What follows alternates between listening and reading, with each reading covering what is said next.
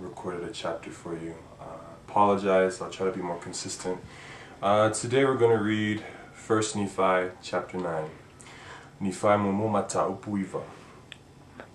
E wingai papatusi a Nifae, e lua vaenga o papatusi, o le tasi o le tala fa le lotu, au le tasi o le talo fai pule mataua.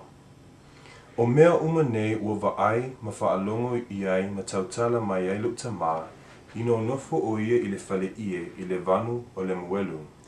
I le manisi mea e tele lava, ua le mawhai ono tusia i nei papatusi. O le nei foi, ona ua o tautala atu e winga i nei papatusi, whaauta, e leo papatusi ia o te whai ai le tala atua o le ta laanga i lo nuu, a wā o papatusi o te whai ai le tala atua i lo nuu. Ua o whaingoina o Nifae, o lea ua ta ua ai, o papatusi a Nifae i lo lava i ngoa. A o ia papatusi foi, ua ta ua o papatusi a Nifae. Ai ui lea, ua o maua mai le polo inga lea tua, o te ngausia ia papatusi, ono le mea tasi, e te tau na tongitongia ai le tala i le ngaruenga e au auna a lea tua i lo nuu. Ai tongitongia isi papatusi le tala i le nofoinga a tupu, mataua, ma finaunga a lo nuu. O lea e au ngai nei papatusi mo le tala i le ngaruenga a au auna lea tua, ai au ngai isi papatusi mo le tala i le nofoinga a tupu, a tua foi mataua ma finaunga a lo nuu.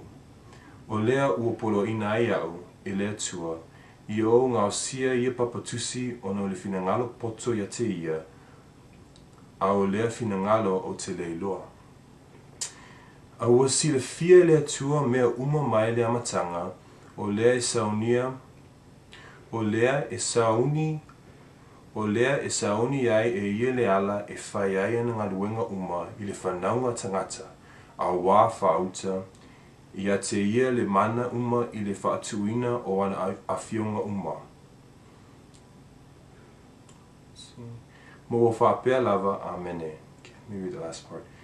E a te ia le mana uma i le whaatau nuina, okay. E a te ia, okay. E a te ia le mana uma i le whaatau nuina o ana awhionga uma, mo o whapea lava, amene.